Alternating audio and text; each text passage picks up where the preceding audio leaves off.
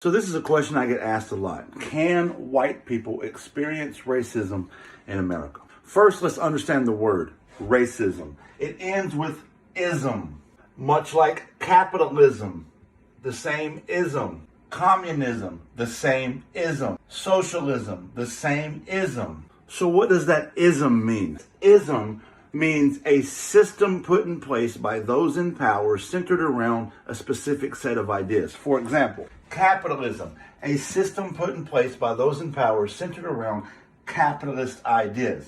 Communism is a system put in place by those in power centered around communist ideas.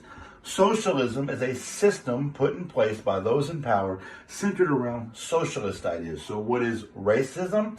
It's a system put in place by those in power centered around racist ideas. So then, can white people experience racism? What you're saying is when somebody says to you, cracker, honky, I don't trust white people, colonizer, white devil, that you're experiencing racism. Well, you're not. Let me explain. What you're experiencing is called prejudice.